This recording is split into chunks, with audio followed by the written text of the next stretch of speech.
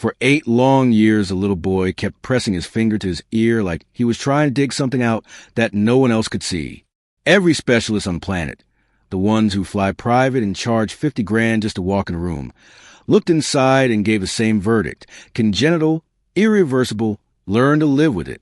His father, Carmine Galani, the most feared don in New York, spent millions dragging those doctors from Palermo to Moscow and back, begging on his knees for a different answer.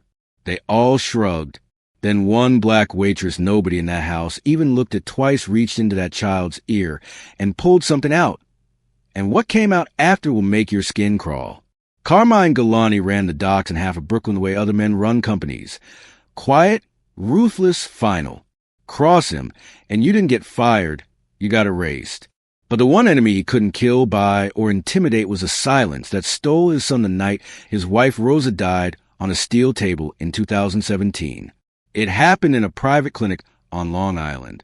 Rosa had begged for a natural birth, but the bleeding started too fast.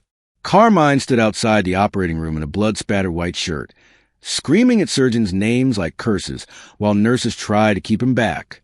By the time they wheeled the baby out, Rosa was already gone. The doctor handed Carmine the tiny bundle and said, "He's perfect, except he can't hear." Carmine didn't cry that night. He simply walked out carrying his son and never spoke above a whisper again inside his own home. If you're enjoying this story, please hit the subscribe button and drop your comments. Now, 8 years later, the 4-story brownstone on a quiet Brooklyn Heights street looked like every other millionaire's palace from the outside. Restored brick, black iron gate, window boxes with perfect ivy. Inside it was a fortress. Bulletproof glass on every window. Armed soldiers on every landing. Cameras in every corner. And silence. Thick, suffocating silence. Because Carmine had made a rule: no music, no television, no loud voices, ever. The staff learned fast. 1 laugh in the hallway could cost you a finger. 2 could cost you your tongue. 8-year-old Louis Galante drifted through that silence like a ghost. Pale skin, huge blue eyes that seemed to take up half his face, light brown hair always falling over the right side, because he kept tilting his head left to take pressure off the ear that hurt. He pressed that ear 100 times a day, small fingers digging, face tightening with pain nobody acknowledged. No one dared. Until the morning Henrietta Johnson showed up soaked from October rain, clutching a plastic purse stuffed with overdue hospital bills for her own 6-year-old boy back in bed, Stewie. The service door opened and Mrs. Ricci stood there like a prison warden in human form. Gray hair pulled so tight it looked painful, mouth a thin red slash. Behind her loomed Big Paulie, 300 pounds of muscle in gold chains, arms folded. "You the new girl?" Mrs. Ricci asked. "Yes, ma'am." "You clean. You stay quiet. You keep your eyes down. And you never, ever touch the boy. Last one who forgot is fertilizing the Hudson right now. Understand?" Henrietta nodded once. She had already sold her television, her good coat, and half her pride to keep her son Jamal breathing. Pride didn't pay ventilators. Big Paulie leaned in, breath like garlic and gun oil. "Touch Louis and you disappear." Simple. They gave her the black dress with the white collar and apron, pointed her toward the mudroom, and turned away like she was already invisible. Henrietta stepped into the house and felt the air change. It was colder than outside, heavier. Footsteps made no sound on the thick runners. Somewhere a grandfather clock ticked, but even that felt muffled, ashamed. Men in tailored suits glided past carrying gym bags that definitely did not contain gym clothes. One nodded at her, eyes flat, then disappeared behind a steel door. She was shown the cleaning schedule, the panic buttons, the routes to avoid when the boss was home. Then Mrs. Ricci marched her up the back stairs to start on the 3rd floor. That was when Henrietta saw him. Louis sat alone on the wide marble staircase that curved down to the foyer like something out of a museum. He wore navy pajamas 2 sizes too big and clutched a toy boat painted red and white. His legs dangled over the edge. He stared straight ahead, but his right hand kept drifting up to his ear, pressing, twisting, face flinching with every touch. Henrietta stopped breathing. She knew that look. She had seen it on Jamal's face. Every night, the fever climbed and the machines beeped too fast. Pain nobody else bothered to see. Their eyes met across the railing. For one heart beat the house, the guards, the rules. Everything fell away. Henrietta smiled the smallest, softest smile a mother can give a hurting child. Louis's huge blue eyes widened. His lips parted just a fraction, as if someone had finally spoken his name in a language he could understand. Mrs. Ricci's sharp voice cracked like a whip. "Keep moving." Henrietta dropped her gaze and followed, heart hammering against her ribs. That night, after scrubbing floors until her knees bled and her back screamed, she sat on the narrow cot in the staff quarters under the eaves. The room smelled of bleach and old fear. She pulled out the crumpled hospital bill with the red final notice stamp and pressed it to her chest. Then she whispered into the dark, the only prayer she had left. "Lord, I don't know why you brought me into this house of death and money, but if I'm here for a reason, don't let me miss it. Please, don't let me miss it." Somewhere far below, in a fortress that had forgotten how to echo, a little boy pressed his hurting ear one more time and fell asleep dreaming of boats that could sail on sound. And the clock kept ticking, counting down to the night everything would change. The next morning came at 4:30 with Mrs. Ricci's knuckles rapping the door like gunshots. Henrietta rolled off the cot, knees already aching, and started the longest month of her life. 14-hour days blurred into one endless gray shift. She learned the house the way prisoners learn cell blocks. Every creak, every shadow, every place the cameras could not quite reach. The routine never changed. At dawn, the soldiers arrived in rotating teams, tapping coded knocks on the steel service door. They left muddy prints, and sometimes worse across the marble Henrietta had polished the night before. She wiped blood off Italian leather shoes in the mudroom. Without being asked, eyes down, stomach steady. Guns stayed tucked under jackets, but the weight of them changed the air. Conversation stopped the moment she entered a room. She was furniture that breathed. The hierarchy was simple. Carmine sat at the top, unseen most days. Below him floated the capos, then the soldiers, then Mrs. Ricci, who ruled the staff with a glare sharp enough to draw blood. Maids, cooks, drivers, all replaceable. Henrietta learned that truth the first week when she heard two cooks whispering about Teresa, the maid before her. Teresa had knelt to tie Louis's shoe. 3 days later, her apron hung empty in the laundry, and no one ever said her name again. Still, Louis saw her. It started small. She found a peppermint in the pocket of her apron number 3 on the 5th day and knew it had not been there when she ironed it. The next afternoon, a folded square of paper appeared on her cart. A red crayon boat with blue waves and a stick figure boy waving from the deck. She tucked it inside her bra, next to Jamal's latest hospital bill, and felt something dangerous bloom in her chest. Hope. Each gift was tiny, deniable. A peppermint for a smile. A second boat drawing for a nod. By the end of the second week, they had a language made of glances and almost touches. She timed her dusting, so she passed the playroom when he was alone. He timed his wanderings, so he drifted near whatever hallway she scrubbed. Once, when no cameras watched, she brushed an invisible speck from his shoulder and felt him lean into her palm like a cat. Her heart cracked clean open. The ear worried her more every day. Louis now walked with his head permanently tilted, right shoulder hunched to keep weight off the side that hurt. The skin around the canal had turned angry red. When he thought no one noticed, he dug until tiny beads of blood dotted his fingertip. Henrietta's stomach twisted each time she saw it. She had watched Jamal do the same thing when his chest hurt too much to sleep.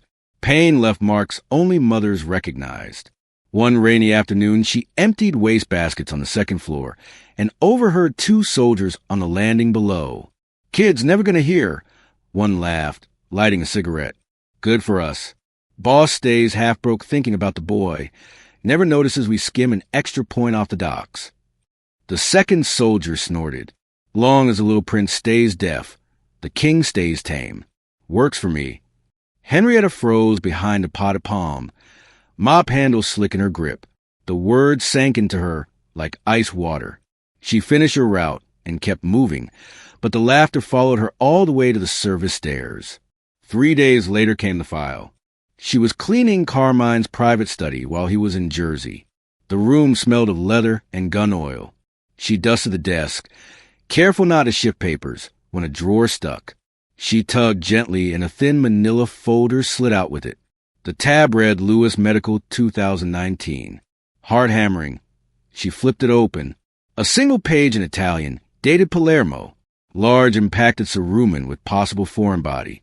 Recommend immediate removal under sedation. The next page was torn out clean, only a jagged edge left. Henrietta stared at the words until they blurred. She had seen the exact sentence on Jamal's chart when he was 4, and the clinic suction wax in 10 minutes. A simple fix. She closed the folder, slid it back exactly as found, and felt the room suddenly felt colder. That evening she lingered too long outside the playroom doorway, watching Lewis struggle to fit puzzle pieces with one hand while the other pressed his ear. She did not hear Big Polly approach until his shadow fell across the floorboards. His hand clamped her upper arm hard enough to bruise. What did I tell you about the kid? I was only nothing. His fingers dug deeper. You look at him again, and I start taking pieces off you. We clear. She met his eyes for the first time. Crystal. He released her with a small shove that sent her stumbling. The playroom door closed softly behind him, but she caught one last glimpse of Lewis's face through the crack. Huge blue eyes terrified, not for himself, but for her. That night, Henrietta sat on her cot with the lights out, rubbing the purple fingerprints on her arm. Jamal's latest bill lay open on the blanket. $47,832.40 due in 9 days. She bowed her head and prayed the same prayer. Only this time the words came out broken. Lord, I'm trying to stay alive long enough to save my own baby. But that little boy up there is hurting worse than anybody knows. If you want me to do something, you're going to have to make it real plain, because I'm scared and I'm running out of time. Somewhere in the dark house, a floorboard creaked. Then silence rushed back in like water. Henrietta pulled the blanket to her chin and listened to her heartbeat count down the days. The drawing started the next week. Henrietta found the first one wedged under her mop bucket. A red boat on blue waves, but the entire right side of the paper was covered in furious black scribble, thick enough to tear the page. Angry red streaks dripped from the black mass like blood. In the corner, a tiny stick boy pressed both hands to the side of his head. No face, just pain. She folded it small and hid it inside her brassiere next to the others. Every morning brought a new one. Same boat, same black storm over the ear, same red tears. She kept them all. Her phone buzzed constantly now with calls from the hospital. Jamal had been admitted again. The hole in his heart flaring, infection raging. The new estimate came in at $142,000. Henrietta stared at the number until the screen went dark. Quitting was no longer an option. Walking out meant Jamal died. Staying meant Lewis might. So she stayed and she taught. Behind the locked pantry door, during the narrow window when the afternoon guards changed shifts, she showed Louis 3 new signs. Hurt, help, friend. His small hands copied hers perfectly, eyes shining with something close to joy. When she signed friend and pointed to herself, he flung his arms around her waist so suddenly she almost dropped the broom. She held him for 5 stolen seconds, breathing in baby shampoo and fear, then eased him away before the cameras could catch it. The close call came on a Thursday. Carmine had been gone 3 days handling business in Philadelphia. Word traveled fast when the black Escalade rolled up early. Henrietta was in the playroom showing Lewis the sign for music, making her fingers dance like piano keys when the front door slammed 3 floors below. Heavy footsteps pounded up the stairs. She heard Carmine's voice, low and furious, speaking rapid Italian. She shoved Lewis behind the toy chest just as the door flew open. Carmine filled the frame, white shirt speckled dark red, knuckles raw, gold chain flecked with something she refused to name. His eyes, the same icy blue as his son's, swept the room and landed on Henrietta standing alone by the window. For one heartbeat, she thought he smelled the laughter still hanging in the air. He stepped inside, gaze narrowing. You, out! She dropped a curtsy she did not feel and walked past him, heart battering her ribs. Behind her, she heard Lewis's small, terrified exhale. Big Polly was waiting in the hallway, smirking. That night, the house changed. New cameras appeared in the hallways. New locks on the pantry. A red light blinking above Louis's bedroom door that had never blinked before. Henrietta felt the walls tighten like a fist. Mrs. Ricci cornered her at 2 a.m. while she folded laundry in the basement. The older woman's voice was soft, almost kind, which made it worse. They're watching you now, girl. Every breath, every look. Paulie told the boss you've been getting familiar. Mr. Galani don't like familiar. She leaned closer, perfume and cigarette smoke. You playing with fire, and fire burns black girls fastest. Walk away while you still got legs. Henrietta met her eyes. I can't. Mrs. Ricci studied her a long moment. Something almost like pity flickering. Then gone. Then pray hard, baby. You're going to need more than Jesus tonight. Henrietta finished the laundry with shaking hands. She was carrying the basket upstairs when she heard the softest sound, almost nothing like a kitten whimpering. She followed it to the walk-in pantry on the first floor. Louis sat curled on the tile between sacks of rice, knees to chest, both hands clamped over his right ear. In the dim nightlight she saw the blood. Thin dark lines trickling from beneath his palm, staining the collar of his pajamas. His whole body shook with silent sobs that never reached the air. Henrietta dropped the basket and knelt, reaching out, then pulling back. Cameras. Always cameras now. Louis looked up. Tears cut clean paths down dusty cheeks. He lifted one-handed, signed the word she had taught him only hours ago. Hurt. Then he signed again, harder, fingers digging into his own chest. Hurt, hurt, hurt. The black scribble from his drawings was no longer crayon. It was real and it was winning. Henrietta pressed her fist against her mouth to keep from crying out loud. She could not touch him. She could not carry him. She could only stare into those desperate blue eyes and mouth the promise she was no longer sure she could keep. I'm here. I see you. Louis reached one bloody finger toward her, trembling, begging. Somewhere above him a camera lenses whirred, red light steady and cold. Henrietta stayed on her knees in the dark pantry until the bleeding slowed, and Louis finally slept against a bag of flour, small chest hitching with dreams full of monsters he could not hear coming. She whispered into the silence the only words left. Lord, it's plain now. Please show me the door before they bury us both. The storm came in sideways off the river that night, rattling the bulletproof windows like it wanted inside. Carmine was 4 hours away in Newark, personally watching a container full of pharmaceuticals disappear into the night. The house belonged to the Thunder and to Henrietta. She was vacuuming the third-floor hallway at 9:30, headphones in, gospel low, so the guards wouldn't complain when the machine coughed over something heavy. She killed the power and heard only rain. Then another sound, a soft, meaty thud followed by the unmistakable slide of a small body hitting carpet. Henrietta dropped the vacuum and ran. Louis lay crumpled on the landing, knees drawn up, both hands welded to the right side of his head. His face had gone gray. Veins stood out on his neck from the effort of not screaming, because he had never learned how. She scooped him up without thinking. He weighed almost nothing, burning hot, shaking so hard his teeth chattered. Blood seeped between his fingers now, dark and thick. The nearest bathroom had the brightest light.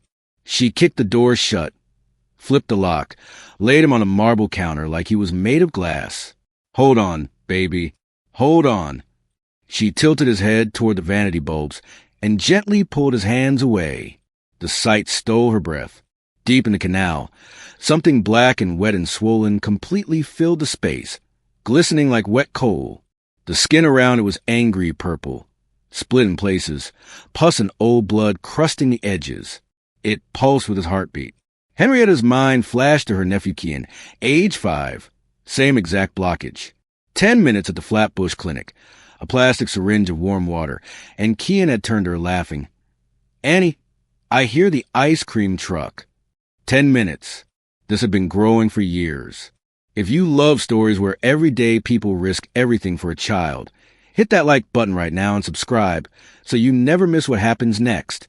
Trust me, you're going to want to see how this ends. Back to the bathroom. Louis's eyes rolled white. His lips were turning blue. Henrietta's choices collapsed into two. Do nothing. Infection eats into the bone by morning. Louis loses an ear, maybe worse. Do something. One slip of the hand, and Carmine Galani buries her, and Jamal in the same hole. Her hands decided before her mind caught up.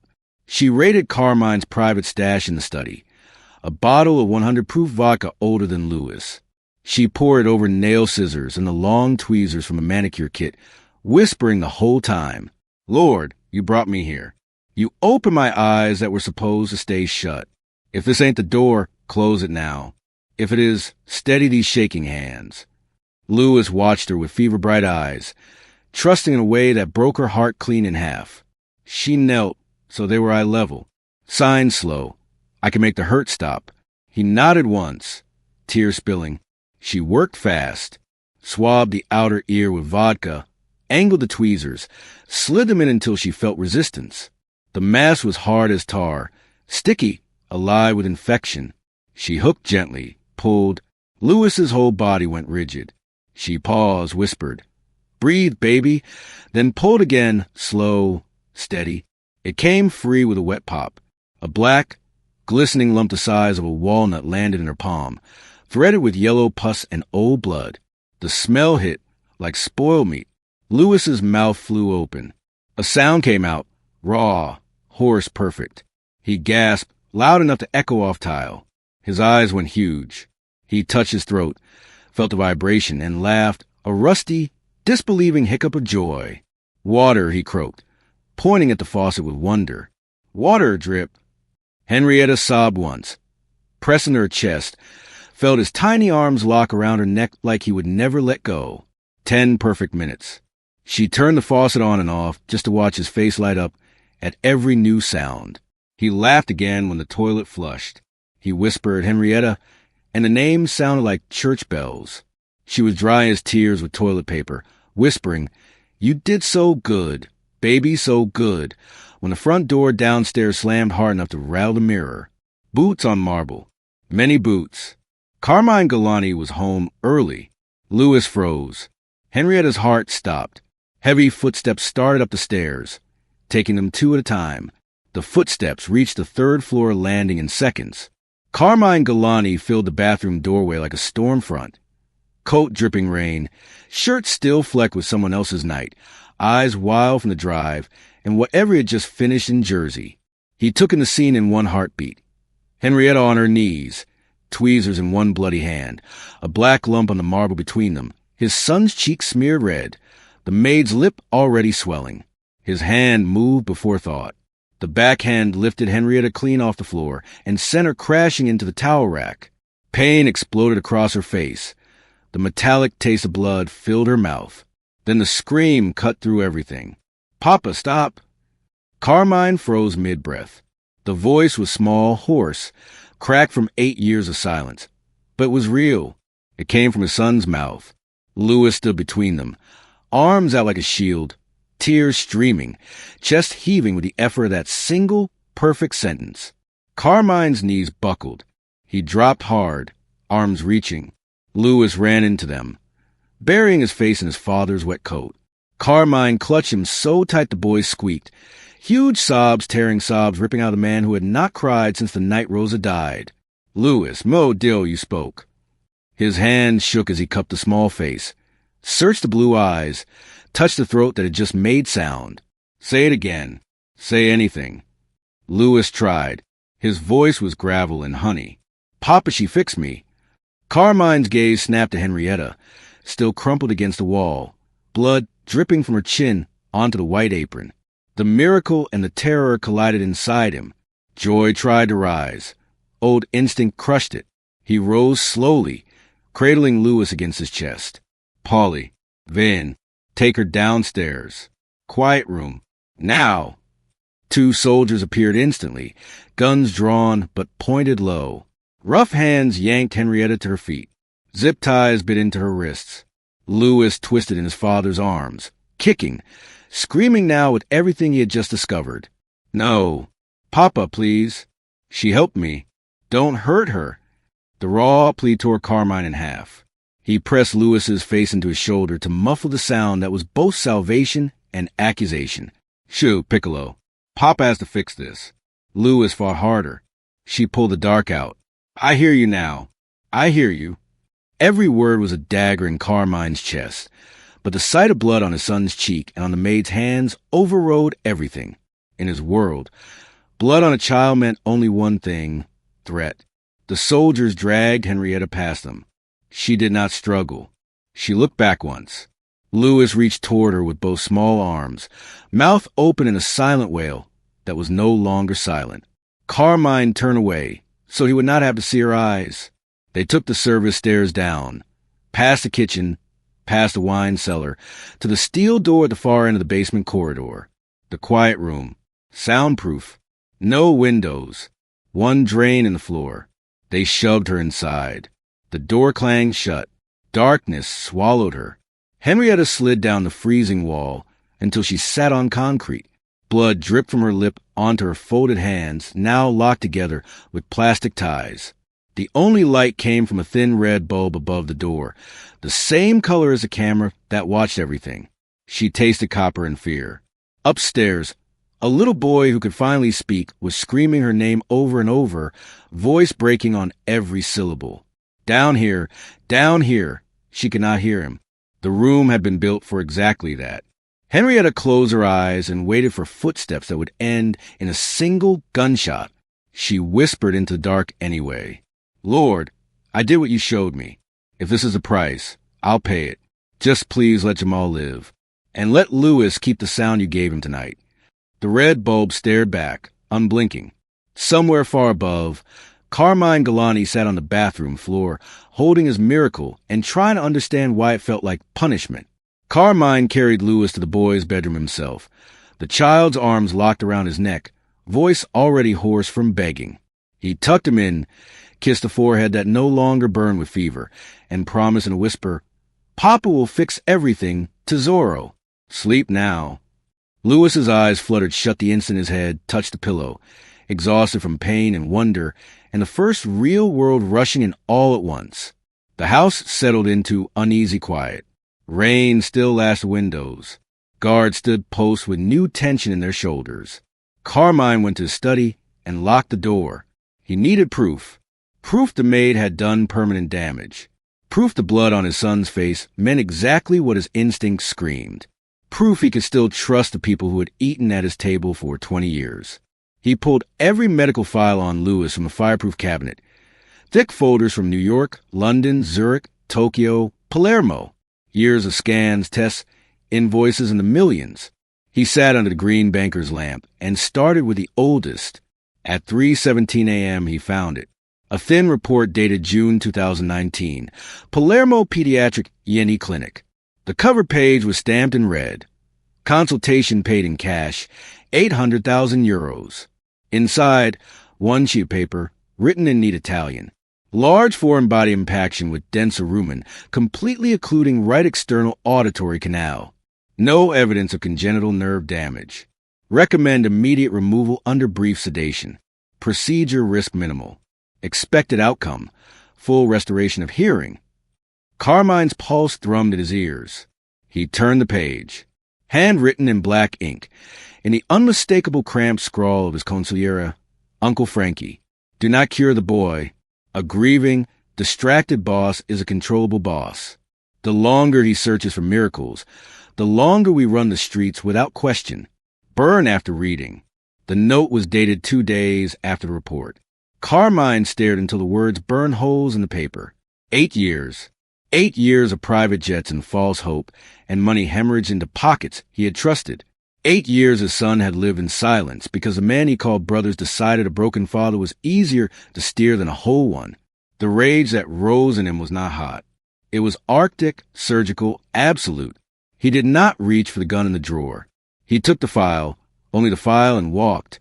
Down the main stairs, past the guards who straightened when they saw his face, and then looked away. Down the service stairs, past the kitchen where a night cook suddenly found something urgent to do in the pantry. Down the final corridor, to the steel door painted the same gray as fear. He keyed in the code himself. The lock clicked like a coffin lid. Henrietta sat on the concrete, wrists raw from zip ties, blood crusted on her lip, eyes swollen but unafraid. She looked up when the door opened. The red bulb painted them both in hell light. Carmine stepped inside, and let the door seal behind him. For a long moment, neither spoke. Then he knelt slowly, the way a man kneels in church or before a grave, and laid the open file on the floor between them like an offering. His voice came out cracked, almost gentle. "Tell me again what you pulled out of my son's ear tonight." Henrietta looked at the Palermo report, at the handwritten betrayal beneath it, and understood everything in a single heartbeat. She answered without flinching. "A black rock of wax and infection big as a walnut, Mr. Galani. Been growing since he was a baby. 10 minutes in any clinic would have fixed it. They let it stay on purpose." Carmine's shoulders began to shake, not from cold. He reached into his pocket. Henrietta did not move, did not beg. He pulled out a knife, flicked it open. One cut, and the zip ties fell away. The file remained on the floor, the only weapon in the room. Carmine Galani bowed his head until his forehead touched the cold concrete in front of her feet. "I took your blood tonight," he whispered, voice breaking. "You gave my son back his—" He stayed there, the most dangerous man in New York on his knees before a waitress from Bed-Stuy, while upstairs a little boy slept breathing the first real dreams of sound he had ever known. And in the quiet room that had swallowed 1,000 screams, the only thing that could be heard was a father learning how to pray. Carmine stayed on his knees, so long the concrete bit through his trousers. When he finally lifted his head, the red bulb painted tears on his cheeks the color of fresh blood. He took Henrietta's freed hands in both of his, turned them palm up, and pressed his lips to the rope burns the zip ties had left. "Not a show. A vow. Name it," he said, voice raw. "Money. A house anywhere you want. Papers for your whole family. You want to disappear tomorrow with a new name and 10 million in a bag. Say the word. You want to stay and run this house. Say that word. Anything." Henrietta looked down at the most feared man in the city, kissing the hands that had scrubbed his floors for 6 weeks. She pulled one hand free, gently, and laid it on the crown of his bent head like a blessing. "Just 2 things, Mr. Galani." Her voice shook but did not break. "First, let Louis keep the hearing God gave him tonight. No more doctors who lie. No more needles unless they're honest ones. Second, my boy Jamal needs a new heart valve. Insurance stopped answering my calls. If you can get him seen by somebody who actually fixes children instead of billing them, that's all I'll ever ask." Carmine rose slowly, wiping his face with a sleeve that still carried someone else's blood from Jersey. He pulled the phone from his inside pocket. First call lasted 43 seconds. Lenox Hill, Dr. Sarah Park. Pediatric cardiology. "Yeah, the Korean woman who fixed the Saudi prince's kid last year. Tell her Carmine Galani is calling in every favor she owes me, and a few she doesn't. I got a 6-year-old named Jamal Johnson coming in tomorrow morning. Money is not a question. Time is. Make it happen." He hung up without waiting for pleasantries. Second call lasted 12 seconds. "Frankie's dead. So is the doctor from Palermo and anyone who touched that report. Make it look like heart attacks and car accidents. Quiet. Clean. By sunrise." He ended the call, slipped the phone away, and looked at Henrietta like she was the only real thing left in the world. Done. He offered his hand. She took it. He pulled at her feet as gently as if she were made of blown glass. 2 guards appeared in the doorway, eyes wide, unsure whose orders to follow now. Carmine didn't raise his voice. "Take Miss Johnson to the corner guest suite. Full staff. Hot bath. Fresh clothes. Post 2 men outside her door. But they answer to her now, not me. Anyone gives her trouble, they answer to me." The guards nodded so fast their necks cracked. Henrietta walked out of the quiet room on her own legs, past the drain that had never tasted her blood after all. Up the stairs, past the kitchen where the night cook stared open-mouthed, past the playroom where Louis's crayon boats still lay scattered like bright promises. The guest suite was bigger than her entire apartment in Bed-Stuy. Silk sheets, fireplace already lit, windows looking over the river lights. A tray waited, warm soup, fresh cornbread, a single peppermint on the pillow. She sat on the edge of the bed and finally let herself shake. An hour later the door opened without a knock. Louis stood there in 2 big pajamas, barefoot, eyes enormous. Behind him, Carmine hovered, uncertain for the first time in his life. Louis ran. He crashed into Henrietta's arms and buried his face in her neck. "I heard the bathtub," he whispered, wonder thick in his rusty voice. "I heard the water. And Papa's heart. It beats fast." Henrietta held him tight, looked over his head at Carmine framed in the doorway. The Don's eyes were red-rimmed, shoulders stooped like a man carrying 8 extra years. He spoke softly. "Dr. Park will see Jamal tomorrow. Private jet leaves at 7 if you want to go with him. Or stay here. Whatever you need." Henrietta pressed her cheek to Louis's hair. "I'll stay till he's steady on the new sounds. Then I'll go to my boy." Carmine nodded once. He started to leave, paused. "Miss Johnson, Henrietta." His voice cracked again. "Thank you for giving me my son." He closed the door behind him, leaving mother and child alone in the firelight. Outside in the hall, he leaned against the wall, slid down until he sat on the carpet, and let the sobs come silent so they would not wake the house. Downstairs, phones were already ringing in the dark. By morning, certain men in Palermo, Zurich, and Manhattan would wake up dead. Upstairs, Henrietta sang an old gospel lullaby under her breath, while Louis drifted off, one small hand curled around her finger, listening to her heartbeat for the very first time. Mercy had moved into brownstone tonight, wearing bedroom slippers and carrying a 6-year-old's trust. And for the first time in 8 years, every guard on duty stood a little straighter, because the boss had remembered what it felt like to be human. Morning broke soft and gold over Brooklyn Heights, the kind of light that makes even bulletproof glass look hopeful. Henrietta woke to the sound of birds, not through a cracked window in Bed-Stuy, but right outside the guest suite balcony.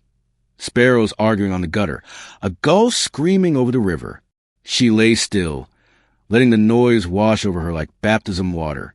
Then came the church bells from St. Anne's 2 blocks away, slow and Sunday sure. And beneath everything, the low murmur of a little boy talking to himself in the next room. Louis had discovered volume. He ran barefoot down the hallway, shouting numbers, laughing when his own voice bounced back from the marble. He pressed his ear to the refrigerator just to hear it hum. When Henrietta walked into the kitchen, he froze, eyes huge, and whispered, "You're singing." She hadn't realized she was. Just an old hymn her grandmother used to hum while frying fish. The notes floated out of her without permission, and Louis stood in the doorway drinking them like water after desert. Carmine watched from the study doorway, coffee forgotten in his hand. He had not slept. He sat in the leather chair that had been his father's, door open for the first time in years, and listened to his son discover the world one sound at a time. Louis laughing at the toaster popping. Louis gasping when the blender roared. Louis calling Papa, "Come listen," every 5 minutes. Each ordinary noise struck Carmine like a bullet made of joy. He cried without sound, shoulders shaking, until the tears soaked his shirt collar. 8 years of silence, paid for betrayal, and now the house rang like a bell. At noon, a helicopter settled on the helipad Carmine, kept on the roof for emergencies. Jamal arrived wide-eyed in a tiny hospital gown, clutching a stuffed giraffe, his mother's hand never leaving his. Dr. Sarah Parker herself stepped down behind them, brisk and kind, already reading charts in her head. The surgery was scheduled for 6 the next morning. Everything paid, no questions, no waiting list. Louis refused to let go of Henrietta's skirt when they tried to put him down for a nap. "The quiet scares me now," he whispered, voice still gravelly from disuse. "Can I sleep where you sleep?" So that night he curled on the wide guest suite bed beside her, one small hand fisted in her nightgown, falling asleep to the sound of her breathing. Carmine found him like that at midnight. He stood in the doorway a long time, then padded downstairs in sock feet. The kitchen glowed warm. Henrietta was making cocoa the way her grandmother taught her. Real milk, real chocolate, cinnamon on top. Carmine leaned against the counter, looking suddenly younger without the armor fear. "I turned music on," he said, almost shy. "Whole house. Sinatra in the foyer. Didn't tell nobody to shut it off." Henrietta smiled over the steaming pot. Louis danced to it. Looked like he was flying. Silence settled, comfortable this time. Carmine spoke first. "I spent 8 years trying to buy my way out of guilt. Thought if I gave him the best doctors, God would forgive me for not saving Rosa. Turns out the best doctor was scrubbing my toilets. Henrietta stirred slowly. Guilt's a heavy chain, Mr. Galani. Motherhood, too. We carry what we can't fix and keep walking anyway. He nodded at the window where city lights shimmered on wet glass. Tomorrow they fix your boy's heart. Day after, maybe let me fix yours. Give you a house with no cameras. A yard Jamal can run in without looking over his shoulder. She tasted the cocoa, added a pinch more sugar. One miracle at a time. Carmine laughed. The sound startled them both. A real laugh, rusty like his son's new voice. They drank cocoa in the quiet kitchen while upstairs Louis dreamed out loud, small sleepy murmurs that drifted down the stairs like birds learning the sky. Somewhere in the walls, Sinatra crooned about flying to the moon. The brownstone breathed for the first time in 8 years, lungs full of music and second chances. And in the soft light of a refrigerator bulb, a mafia don and a waitress from Bed-Stuy sat side by side, two parents who had finally been given back the only things that ever mattered. The sound of their children breathing easy. 3 months later, the brownstone wore Christmas, like it had been waiting its whole life to celebrate. Jamal came home the week before, a thin pink scar hidden under the pajama top, and a grin that refused to leave his face. The hole in his heart was closed forever. The surgeon said he would outrun every kid on the block by summer. Henrietta cried in the hospital hallway until her legs gave out, and Carmine, nobody called him Mr. Galani anymore, held her up without caring who saw. On Christmas Eve, the house exploded into sound. Garlands of white lights wrapped every banister. A 12-foot tree dominated the foyer, dripping ornaments and the smell of real pine. Music poured from hidden speakers. Louis Armstrong, Ella Fitzgerald, children's choirs singing about snow. Servants who once tiptoed now laughed out loud. Guards wore red Santa hats and let nieces and nephews climb on their shoulders. The kitchen smelled of collards, lasagna, and 7 kinds of cookies. Carmine Galante, in a black cashmere sweater instead of suit, stood at the foot of the grand staircase and clapped once. The 100 guests quieted the way only people who fear a man can quiet.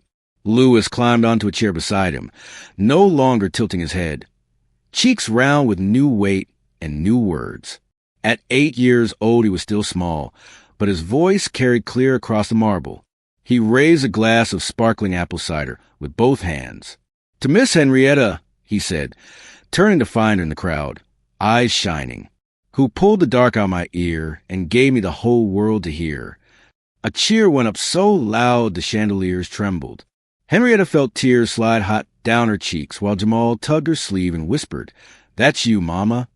Carmine waited for silence again.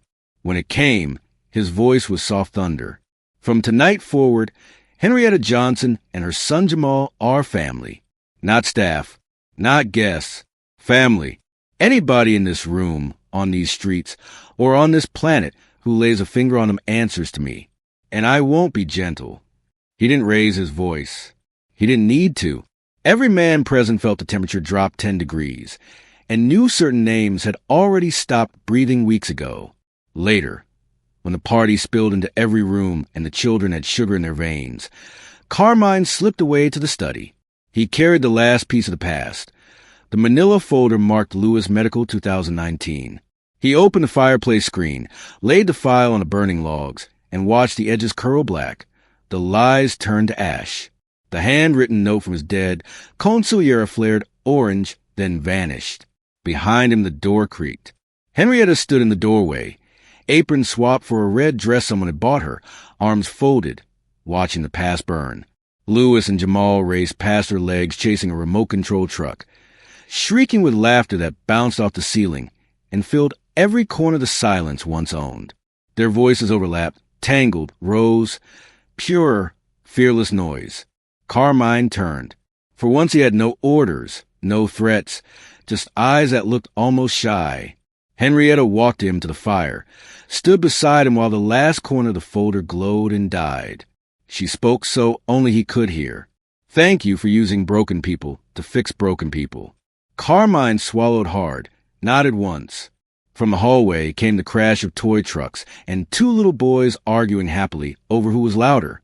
The sound swelled, spilled into the study, wrapped around them both like the warmest blanket ever made. Henrietta smiled, wiped a final tear, and went to join her sons. Carmine Galani stayed by the fire a moment longer, listening to children's voices fill a house that had finally, completely, miraculously learned how to speak. And outside, snow began to fall on Brooklyn Heights, soft as forgiveness, covering every old scar the city had ever given them.